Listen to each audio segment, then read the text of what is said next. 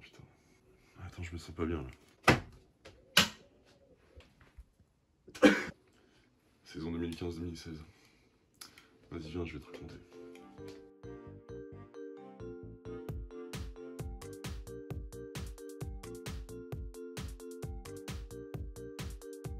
Facile, croyez-moi.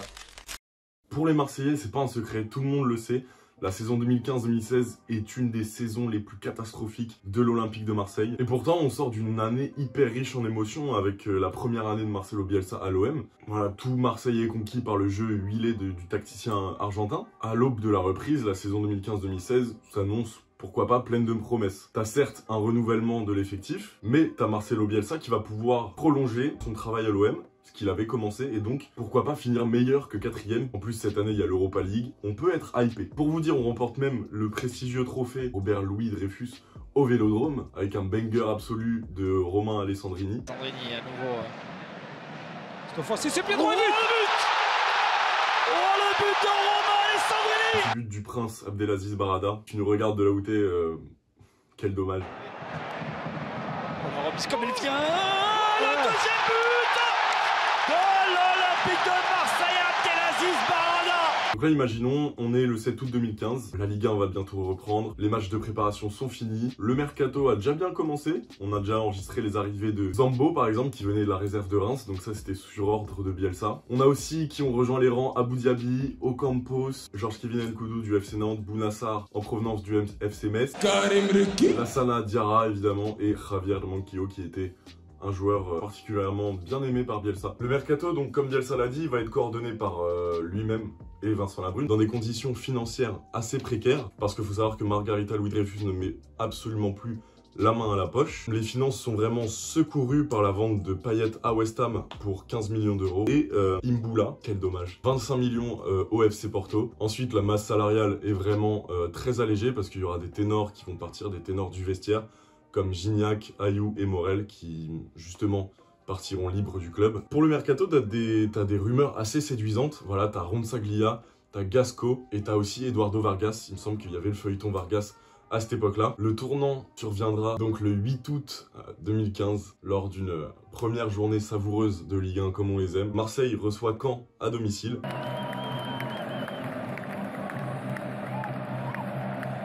L'enthousiasme est présent au Stade Vélodrome dès le début de ce match entre Marseille et Caen. Tout va bien à ce moment de la soirée. Je me mets dans mon canapé, je regarde mon match avec mon petit frère qui est aussi supporter de l'OM. Et donc voilà, Delors, qui est aussi supporter de l'OM, a dû se servir de son fanatisme pour miner, pour fusiller les ancêtres de Steve Mandanda. Devant des supporters marseillais médusés par la malchance de leur équipe. En plus, on domine énormément, il me semble.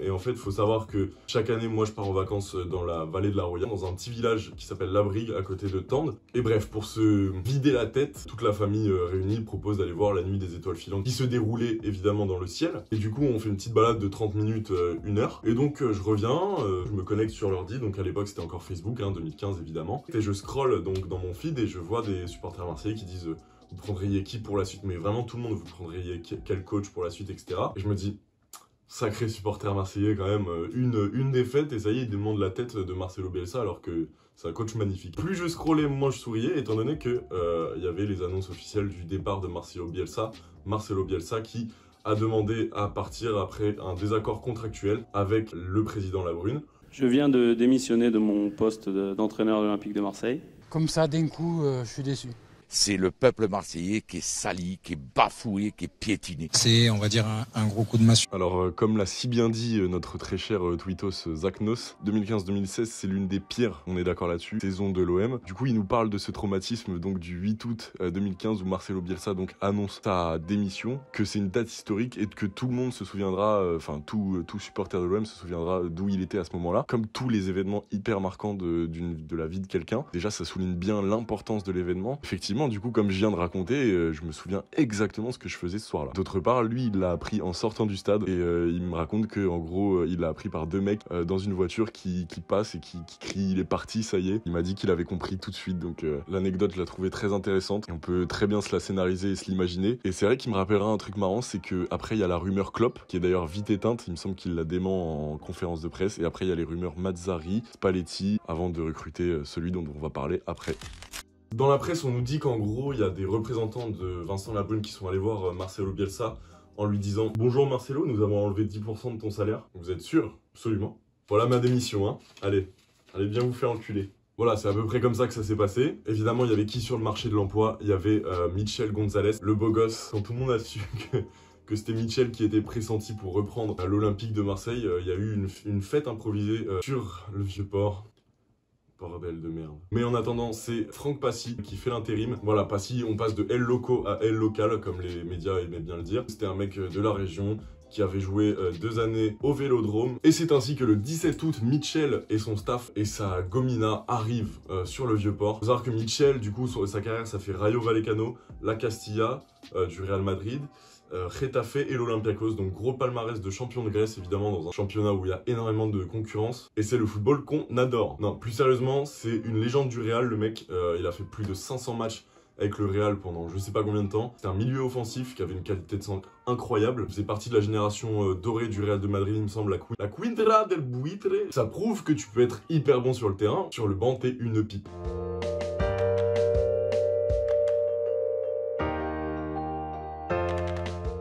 Donc évidemment, toutes les recrues assez séduisantes qu'on nous proposait dans la presse n'ont pas donné leur accord évidemment. Après la démission de Marcelo Bielsa ne sont pas venus du tout. Et donc Gasco, Ronsaglia, Vargas ne sont pas venus. Et le mercato a dû se poursuivre avec les moyens du bord. Donc au final, on arrive avec Thauvin qui s'en va, avec un échange contre Cabella. Tu as Rolando qui arrive aussi, tu as Mauricio Isla, et dans la dernière journée du mercato, le tant attendu de Tcheglier. Ce serait même pas drôle de faire des blagues sur lui tellement il a pris cher. On va pas tirer sur un cadavre déjà mort. C'est dingue comment il était nul, vraiment, j'ai jamais vu ça. Donc le mercato étant fini, la saison prête à être définitivement lancée avec un effectif bien rodé. Est-ce que les postes sont bien doublés? On va voir ça. Donc t'as Mandanda qui est suppléé par Pelé dans les cages. Charnière centrale, souvent c'était Nkoulou, Rekik, suppléé par Rolando et Sparagna. À gauche, t'as Mendy suppléé par De Tcheglier. À droite, Manquillo suppléé par Djadjedje. Au milieu, c'était plutôt Cabella, Isla, Diarra. Isla et Diarra qui étaient plutôt en mode défensif et Cabella qui avait une vocation un peu plus offensive. Batshuayi à la pointe qui n'avait absolument pas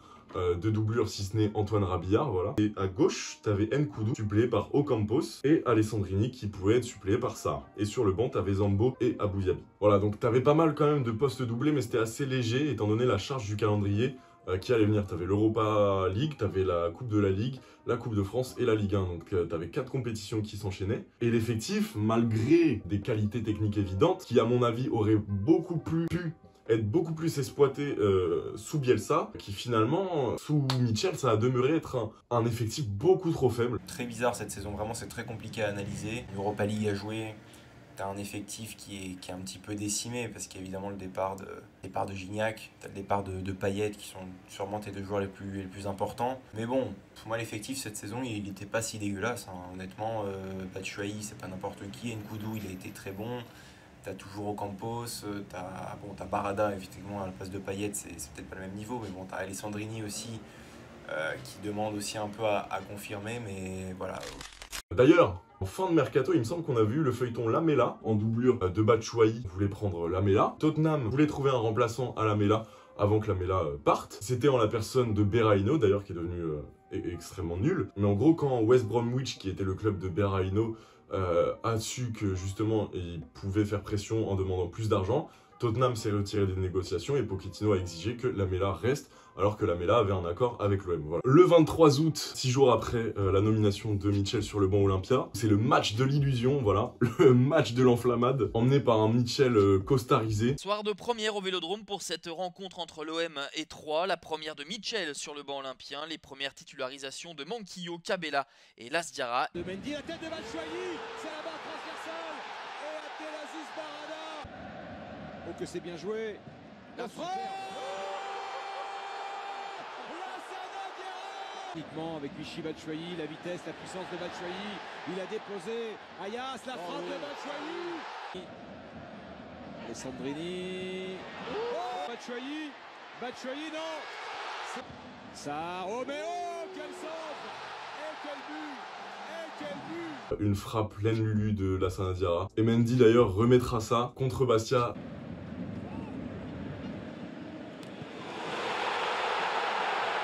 D'ailleurs, entre deux, on avait perdu, à l'extérieur évidemment. D'ailleurs, je fais une petite mention spéciale au début de Zambo contre Groningen. Et le turnover se fait et Zambo a une chance dans le 11 olympien. Moi, je me souviens que j'avais mes cours de guitare. J'ai fait de la guitare pendant un an, ça n'a pas donné grand chose. Hein. Mais bref, du coup, c'était le jeudi soir. J'avais regardé la deuxième mi-temps et il avait pas été ridicule. Il avait déjà une certaine amplitude, ampleur sur le terrain. Arrive le 20 septembre. Avez-vous la moindre idée de ce qui se passe le 20 septembre? Désolé, le contrôle est un petit peu raté. C'est le retour de Mathieu Valbuena, petit vélo, qui revient à la maison, mais sous le maillot d'un autre club, d'un autre olympique. Et ça, les Marseillais ne peuvent pas supporter, moi non plus d'ailleurs. Anciennement l'idole du Vélodrome, aujourd'hui détesté par ses supporters. Une des ambiances les plus électriques qu'on ait jamais vues en Europe. Je vous laisse profiter. Bonsoir à tous, dans quelques minutes va débuter un match qui avec les années est devenu l'un des sommets d'une saison de Ligue 1. Une affiche qui va faire bouillir le Vélodrome encore un peu plus que d'habitude. 67 000 spectateurs qui attendent, oui, le retour de Mathieu Valbuena. Le Vélodrome, le voilà, alors on en profite.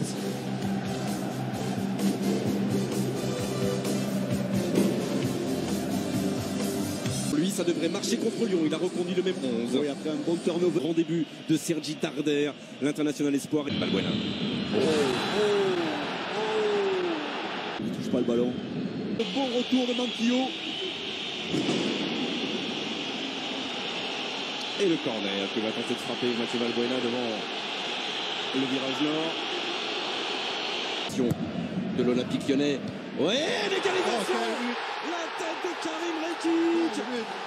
68e minute. Le ballon qui est pris coup du pied, mais qui fuit un petit peu le but. Cette ambiance-là me fait un peu penser au retour de Steven Defour dans le stade du Standard avec le RSC Anderlecht. Alessandrini.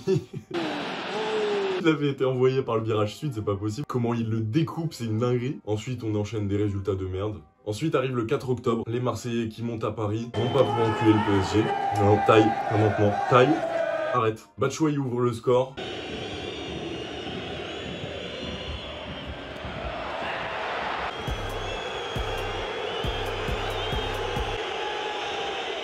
On se prend un petit karma parce que Barada loupe un penalty. Ibra transforme, penalty pour Ibra.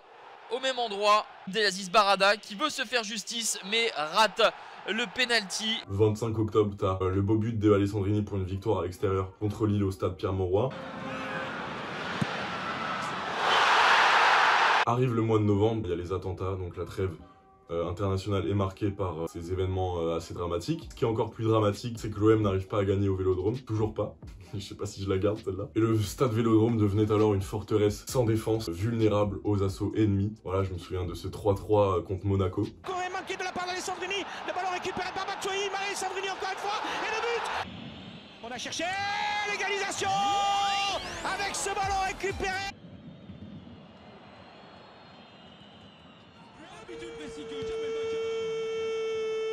Pour l'AS Monaco, centré, peut-être le ballon qui est mal renvoyé, Rekik, et l'égalisation.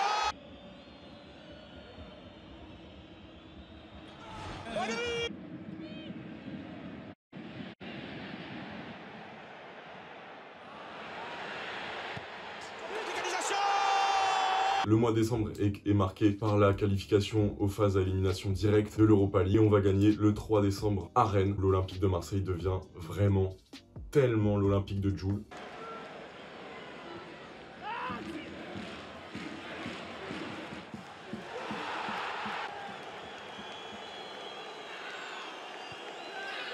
Et merci Combini. Et malgré des prestations XXL de Lassana Diarra, voilà, comme on en a rarement vu au Vélodrome, tellement impressionnant, bah l'OM est trop irrégulier. Là, on arrive à faire un partout au Vélodrome contre le Gazélec sans produire de jeu. Un jeu complètement morose, t'arrives vraiment à pas créer de jeu du tout. T'as des joueurs qui sont placés n'importe comment sur le terrain. À la trêve, les Marseillais sont 11e, mais ça n'empêchera pas Sissa, le rappeur local, de faire une chanson en l'honneur de Lassana Diarra. Olympique de Marseille, Lassana Diarra. Bang, bang, contre le PSG, Lassana Diarra. C'était un peu ridicule, mais c'était marrant. Et ce maillot d'ailleurs me fait extrêmement penser au Dégain. Bonjour, c'est ici qu'on commande. Ouais, c'est ici qu'on commande. Tu crois qu'on est là pour baiser? Quand je dis que vraiment l'Olympique de Marseille c'était l'Olympique de Jul, Cabella, Mendy c'était le pote de Jul, il y avait les chichas tout le temps, Sarr c'était le pote de Jul aussi, Nkoudou pareil, enfin, je sentais que c'était une équipe qui vivait à l'extérieur. Si je ferme les yeux et que je pense à cette année, Batshuayi, Slip Bob l'éponge, je pense à My World.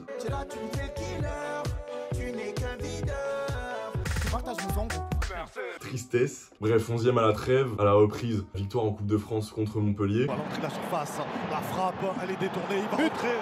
On va suivre Massa, la bonne sortie de Ligali. Attention, le ballon, il est toujours en jeu. Les buts et le deuxième. Le 7 février, t'as le rush de Cabella après avoir dribblé Thiago Motta. J'étais au Vélodrome et l'explosion avant de prendre la clim, c'était incroyable.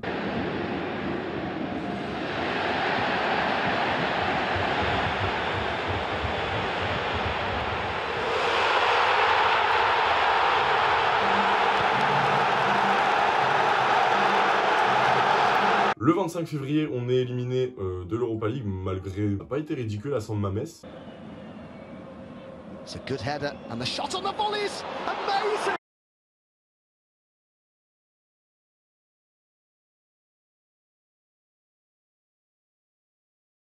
Et le 18 mars, le match de la honte, pire que tout ce que vous avez pu imaginer au Vélodrome contre Rennes. Ça veut dire, attends, vous savez que les Ultras sont rentrés à la 15e minute, ils ont même pas eu le temps de voir qu'on se faisait déjà foudroyer nos mères par Dembélé et Gourcuff. 6 mois et 12 matchs sans victoire à domicile, un entraîneur menacé, des supporters en grève. Le climat est délétère à Marseille au moment de recevoir le Stade Rennais, 6e et encore en course pour la Ligue des Champions, contrairement à son adversaire du soir. Qui sert en retrait Yoann Gourcuff. Dès la 4e minute de jeu, son tir frappe le poteau, Gelson Fernandez au Vélodrome. La partie marseillaise criante sur le premier but avec une facilité déconcertante. La frappe est ensuite déviée par Nkoudou. Batshuayi s'arrache devant Armand, il sert Florian Thauvin qui trompe Costil d'une frappe enroulée magnifique au deuxième poteau. Benoît Costil relâche le ballon, Rolando est à l'affût et réduit le score. Pour frapper aux 25 mètres, Mandanda, juste une fois les lacunes de marquage sont criantes. Contre Rennes à domicile, vraiment ce match c'était très bizarre à vivre. L'anecdote qui me vient en tête c'est la bouteille. La bouteille que reçoit Thauvin, à un moment il est surcoté, je crois qu'il y a un arrêt de jeu ou quoi, il reçoit la bouteille en plein dans le dos. Et il me semble que c'est juste avant son but. Après il marque le but du 3-1 je crois. Et il célèbre et il se fait huer complètement par le stade. Tu perds 5-2 à domicile, t'es mené 3-0 en 15 minutes. C'était vraiment le match catastrophique par excellence quoi. Et c'est le 17 avril que Michel Gonzalez est enfin mis à la porte. Au revoir Michel. Et Passy reprend l'intérim. Y a des débats pour se demander si Michel c'était pas le pire entraîneur que l'OM n'ait jamais eu. En Ligue 1, il a eu 29% de victoires, et 16 victoires sur le banc de l'OM, 18 nuls et 12 défaites. Et le maintien, il est assuré tardivement. Il a assuré le 1er mai contre Angers. Après 7 mois et 3 semaines sans victoire au Vélodrome, l'OM parvient à bout du stade de Reims avec un magnifique but de Batshuayi, je vous laisse admirer. En guise de lot de consolation, on va faire une petite finale qu'on perdra évidemment contre le PSG en Coupe de France. Thauvin va égaliser un moment, mais après on perd 4-2.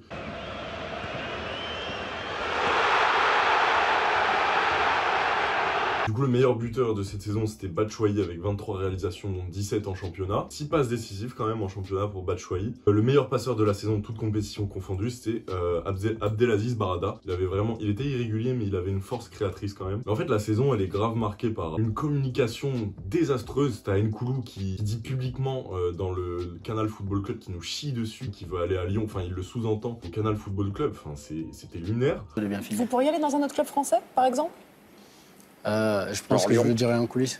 Ah ouais. Quand Michel est arrivé d'ailleurs, Gaëtan Bong, un ancien joueur de l'Olympiakos qui avait dit « Bon courage aux Marseillais, aux joueurs marseillais et aux supporters marseillais si c'est vraiment Michel qui est nommé ». Un journaliste lui avait répondu « Ah bon, ce sera plus dur que Bielsa en mode ça va être physique et tout ». Non, lui il avait dit « Un miroir et du gel seront bien plus importants que les victoires cette saison ». Ça en disait long sur la personnalité de Michel. C'est vraiment un entraîneur égocentrique qui travaille son image à fond, sa communication, mais qui vraiment a une gestion humaine catastrophique. Il dit carrément « Lassana Diarra et Steve Mandanda sont des hommes, il en faut 9 autres ». L'ambiance dans le vestiaire qu'il doit y avoir après. Il y a une ironie assez marrante finalement dans l'histoire. Sampaoli pendant le mandat de Mitchell qui déclarera qu'il aimerait bien un jour entraîner l'OM. Mitchell avait réagi aux propos complètement énervé, il avait dit « Vous pensez vraiment Sampaoli a envie d'entraîner une équipe comme ça ?» Et je me souviens qu'il y avait une grosse désolidarisation président-équipe contre Mitchell en fait. La Brune avait déclaré qu'à un moment donné, fallait arrêter de se plaindre, de chercher des excuses parce que t'étais jugé sur des résultats et que ça suivait pas du tout du côté de Mitchell. C'est le chaos total. Bon, on va faire un petit pêle-mêle des trucs que j'ai pu oublier dans la vidéo et que Zach Knoss m'a rappelé. On signe Thauvin et Fletcher en hiver. Fletcher qui d'ailleurs, aujourd'hui on dit qu'il a été cataclysmique, mais moi je trouve qu'il a apporté ce qu'il avait à apporter, avec quelques buts en Coupe de France. Il y a évidemment les chèvres dans le virage contre Bordeaux.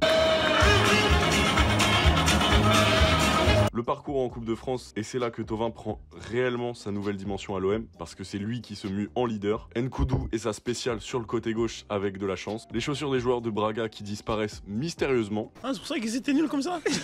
Et les montages de gros fils de pute de Mitchell, avec des phrases de gros fils de pute sur Twitter. Et je vous invite à la fin de cette vidéo à aller voir une compilation des buts que l'OM a marqués cette saison. Tu tapes juste dans la barre de recherche tous les buts de l'OM sur 2015-2016 et tu me fais pas chier. Est-ce qu'on descend en Ligue 2 sans Mandanda? Moi, c'est une question que je me pose, parce qu'il a tellement été décisif en fait que je me demande si sans lui on n'est pas en Ligue 2 et la trajectoire du club est différente. Il se peut que dans la vidéo j'ai laissé la parole à des supporters marseillais que vous connaissez très bien. Si vous avez Twitter, voilà, grosse dédicace à Top Lu et Zach Knoss. Voilà, je vous embrasse. Merci encore d'avoir participé à la vidéo. En tout cas, moi je te souhaite une bonne journée. J'ai des trucs à faire. N'hésite pas à t'abonner, liker, partager. Et bah moi je vous dis ciao.